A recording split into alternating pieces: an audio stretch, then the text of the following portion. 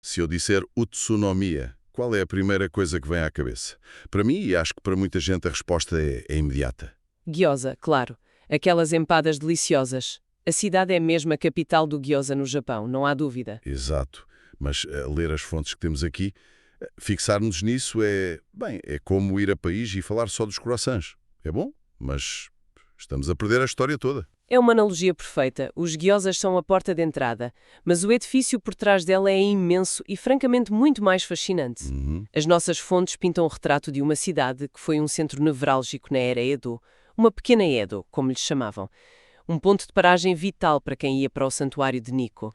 E essa é a nossa missão aqui, certo? Ir além da reputação gastronómica e encontrar a alma de Utsunomiya. Uma alma que parece ser esculpida em coisas inesperadas. Pedra, bambu e jazz. Exatamente. Uma pedra vulcânica, cheia de história, florestas de bambu que convidam à meditação e uma cultura noturna de coquetéis muito sofisticada. Parece-me uma combinação curiosa. E é. Vamos ver como o Utsunomiya se está a transformar, a passar de um mero ponto de passagem para um destino de luxo tranquilo. É um lugar onde a história industrial, a natureza e a arte se encontram. Ok, vamos a isso. O ponto de partida de tudo, então, parece ser a Pedra de Oya. As fontes descrevem-na como uma rocha vulcânica, macia, porosa. Sim, e a maioria dos turistas conhece o Museu de História de Oia, aquela pedreira subterrânea gigante. Aquilo é incrível, parece uma catedral industrial perdida. É espetacular, sem dúvida. Mas a história que mais me cativou nestas fontes acontece cá fora, à luz do dia. Estás a falar de restauração do antigo salão público de Oia. Exatamente. E é a peça central do novo complexo Oia Connect, que abriu em 2023. O edifício original é de 1929, estilo neorromânico, todo feito com esta pedra, mas com o declínio da indústria ficou abandonado, acabou a servir de armazém, Um gigante adormecido. precisamente. Mas espera, deixa-me ver se percebi bem o que as fontes descrevem sobre este restauro.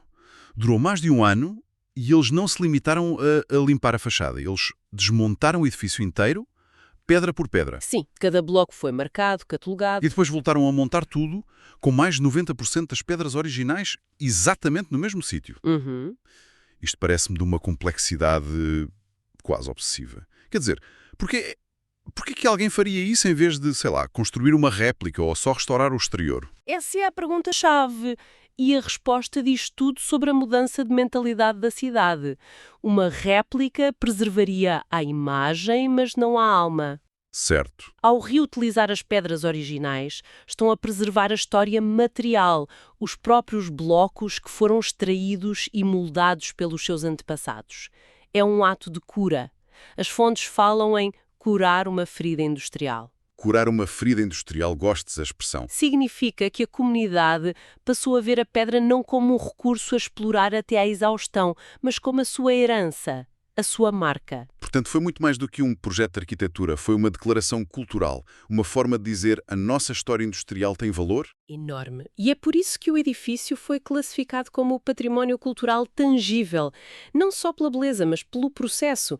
As fontes até aconselham a reparar nos detalhes. As pilastras coríntias, a estrutura do telhado, cada detalhe é um tributo ao artesanato local. E o mais incrível é que esta pedra não moldou só edifícios públicos.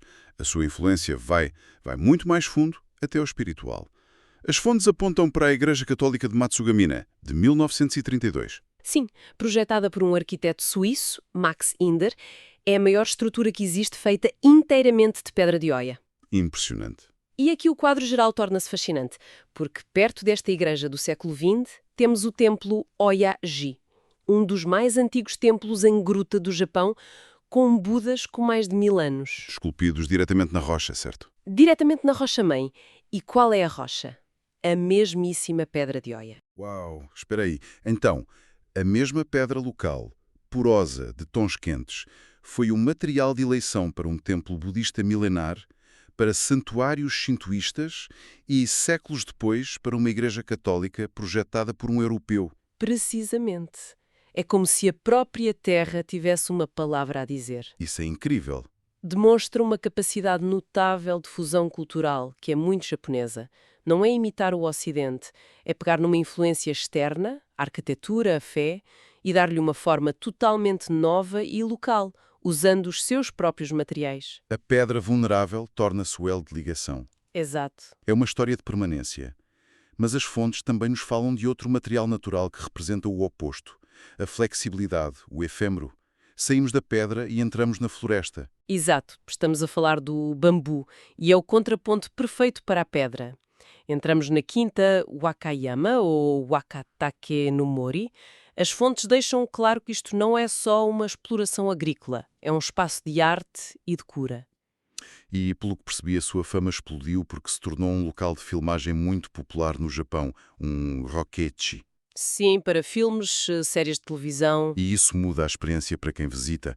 As pessoas vão à procura da floresta ou do cenário de fantasia que viram no ecrã? É uma ótima pergunta. Muda completamente. O tratamento cinematográfico adicionou um filtro poético. As pessoas não vão lá só para um passeio na natureza. Vão em busca de uma experiência estética, quase cerimonial. Procuram sentir aquela atmosfera. Uma peregrinação a locais de filmagem. É um fenómeno turístico muito interessante no Japão, sim. E o que encontram lá?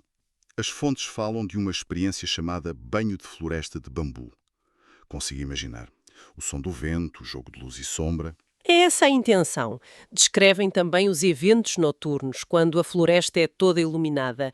Aí a experiência transforma-se. Deixa de ser um espaço natural e passa a ser um teatro mágico, silencioso. Quase uma instalação de arte. Uma instalação de arte viva, exatamente. Mas por detrás desta beleza há uma filosofia. A quinta opera sob o lema O Renascimento do Bambu Japonês. O que é que isso significa? O bambu estava em perigo? Não de extinção, mas de esquecimento cultural. Isto vai muito para além da agricultura. É sobre reafirmar o simbolismo do bambu. A resiliência, porque se dobra mas não parte, a pureza, a retidão. É um regresso às origens. E a quinta responde a uma necessidade muito moderna que as fontes chamam de economia da cura. Economia da cura. Soa-me um bocadinho a marketing, mas percebo a ideia. É oferecer um antídoto para o stress da vida urbana, um espaço para o pensamento silencioso. Exatamente. É um negócio sim, mas um negócio que vende silêncio e beleza. É um luxo que muitas pessoas procuram ativamente hoje em dia. Então, passámos o dia entre a solidez da pedra e a tranquilidade do bambu. A noite cai em Utsunomiya e... As fontes dizem que a cidade revela uma personalidade completamente diferente. Ganhou duas alcunhas. Cidade do jazz e cidade dos cocktails. E ambas têm raízes históricas. A cena de jazz não é uma moda recente, remonta ao pós-Segunda Guerra Mundial. A sério? Sim, num país onde a música dominante era outra, o facto de o jazz ter criado um bastião em Utsunomiya diz muito sobre a abertura cultural da cidade. É fascinante pensar nisso. O jazz como um sinal de modernidade no Japão do pós-guerra. E o título de Cidade dos Cocktails. Isso é mais recente, mas reflete algo igualmente japonês, o espírito do shokunin, do artesão que busca a perfeição. O mestre artesão. Exato. Os bartenders de Utsunomiya são reconhecidos a nível nacional pela sua perícia, pela sua criatividade. Não é só servir álcool, é uma forma de arte. Então, para um viajante, isto é uma alternativa incrível. Em vez do barulho e do neon, encontramos pequenos bares de jazz, balcões de madeira escura, onde bartenders premiados criam cocktails como se fossem esculturas líquidas. É uma atmosfera adulta, sofisticada. É o contraste perfeito com a imagem diurna. Durante o dia, come-se gyoza de pé rapidamente. À noite, senta-se e saboreia-se uma criação complexa ao som de um saxofone. A prova de que a cidade tem múltiplas identidades. Mas aqui é que a história fica ainda mais interessante. Esta modernidade toda, o jazz, os cocktails, as fontes argumentam que, de alguma forma, tudo isto está ligado às origens mais antigas e espirituais da cidade. Parece um salto enorme. Como é que se ligam esses pontos? A ligação é a fundação. O próprio nome Utsunomiya deriva do santuário Utsunomiya Futarasan Jinja, um santuário com mais de 1600 anos. A prosperidade da cidade na era Edo, o estatuto de Pequena Edo, foi construída sobre a sua importância como cidade-santuário.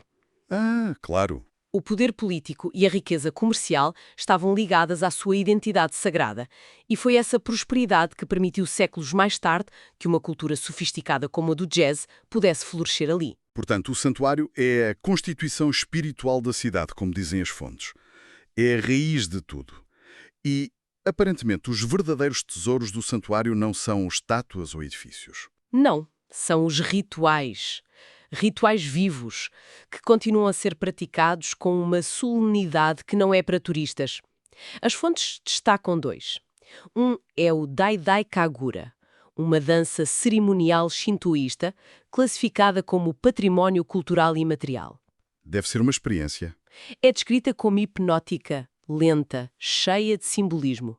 E o segundo? É o Festival Otaria, a 15 de dezembro. É um antigo ritual de purificação de inverno para afastar os maus espíritos e dar as boas-vindas à primavera. É um momento em que a comunidade se une. O que torna isto um tesouro escondido é o facto de não ser comercializado, é isso? Não é um espetáculo. Exatamente. Observar estes rituais é ter uma janela para a alma da comunidade. É sentir a pulsação de uma tradição secular. É compreender que a autonomia moderna, com os seus comboios bala e bares de jazz, ainda se orienta por este compasso espiritual. É a base invisível. É a base invisível que sustenta tudo o resto. Fazendo um balanço de tudo isto, a imagem que fica é de uma cidade de camadas. Começámos com a reputação simples do Gyoza e descobrimos um universo. A força da pedra foi refinada em arte e fé, a tranquilidade do bambu oferece um refúgio e a noite revela uma cultura sofisticada com raízes profundas na espiritualidade. É uma transformação clara de uma paragem para comer num verdadeiro destino cultural. E as fontes até sugerem um itinerário temático de 3 dias, que é uma forma prática de viver isto. Isso é interessante. Olha, o segundo ao bambu e à história, com a quinta e o santuário, e o terceiro ao artesanato noturno, com o jazz e os coquetéis. É uma forma de absorver estas facetas de forma coerente. É uma ótima sugestão. E tudo isto deixa-me a pensar numa última coisa. A pedra de Oia, por ser porosa e macia, é fisicamente mais frágil que o granito, não é? É uma pedra vulnerável. Sim, sem dúvida. E, no entanto, foi com este material imperfeito que o Tsunomiya construiu as suas estruturas mais sagradas e duradouras, tanto orientais como ocidentais. Isto faz-me questionar. Será que a verdadeira força de uma cultura, ou mesmo de uma pessoa, não reside na sua dureza impenetrável, mas sim na sua capacidade de absorver, de ser porosa ao que vem de fora, e de adaptar e dar uma nova forma a essas influências, tal como a própria pedra de Oia?